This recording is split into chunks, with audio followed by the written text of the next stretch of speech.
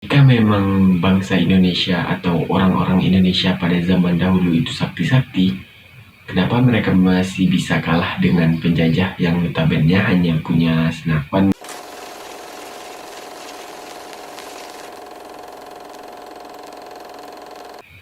Pada video kali ini saya akan membahas sebuah pertanyaan yang banyak sekali ditanyakan oleh pemuda-pemuda bangsa Indonesia, terutama yang masih remaja. Jika memang bangsa Indonesia atau orang-orang Indonesia pada zaman dahulu itu sakti-sakti, kenapa mereka masih bisa kalah dengan penjajah yang notabene hanya punya senapan dan alat-alat perang, ya kan? Seperti yang kita tahu bahwa orang-orang Indonesia itu sakti-sakti, bukan? Ada yang bisa makan paku, ada yang bisa santet. Walaupun santet itu adalah single target dan bukan skill AOE, ya bisa lah gitu. Nah, itu ada beberapa rumor yang menyebutkan bahwa kesaktian di Indonesia itu ada yang sampai bisa menghilang. Kalau bisa menghilang kan bisa menciduk penjajah. Jadi pada video kali ini saya akan membahas beberapa pertanyaan. Yang pertama adalah, jika masyarakat Indonesia atau orang Indonesia pada zaman dahulu itu sakti-sakti, kenapa mereka tidak mengusir penjajah dengan kesaktiannya? Jika zaman dahulu pusaka-pusaka di Indonesia itu sakti-sakti, kenapa mereka tidak menggunakan pusakanya untuk mengusir penjajah? Yang ketiga adalah, apakah penjajah itu sakti juga atau punya ilmu juga gitu? Kita mulai dari awal bangsa Portugis masuk ke Indonesia, yaitu sekitar abad 15, yang dulunya tuh disebut Nusantara. Nusantara pada zaman dahulu ini bukanlah Indonesia zaman sekarang, karena Malaka, Singapura, dan Timor Leste itu termasuk kepada Nusantara. Awalnya Portugis datang ke Indonesia lewat Selat Malaka, yaitu hanya ingin berdagang. Dan setelah lama-kelamaan mereka memonopoli perdagangan rempah-rempah yang ada di Nusantara ini. Setelah memonopoli perdagangan rempah-rempah yang ada di Indonesia, bangsa Barat mulai tertarik dengan mengeksploitasi semua rempah-rempah yang ada di Indonesia ini. Yang awalnya cuma Portugis, setelah itu bangsa Barat mulai berdatangan ke Indonesia. Contohnya Spanyol, Prancis, Inggris, dan yang paling lama yang kita ketahui adalah Belanda. 1596 Belanda datang di Indonesia melalui pelabuhan Banten dengan dipimpin oleh Cornelis de Houtman.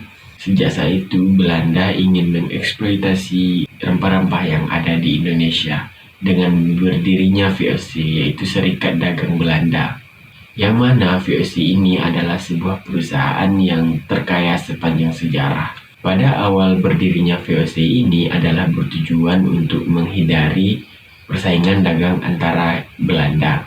Tak puas hanya dengan sektor perdagangan, VOC atau Belanda ini mulai mengeksplor bidang lain. Contohnya ingin menguasai wilayah-wilayah yang ada di Indonesia. Sejak saat itu mulailah Belanda ingin menguasai seluruh wilayah di seluruh Indonesia.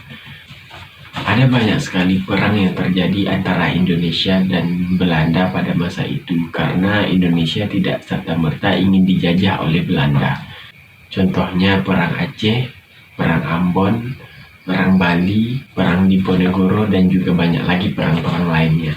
Nah, kita mulai menjawab nih, kenapa bangsa Indonesia itu kalah terhadap Belanda, padahal Indonesia pada zaman dahulu itu adalah banyak orang-orang yang sakti, bukan?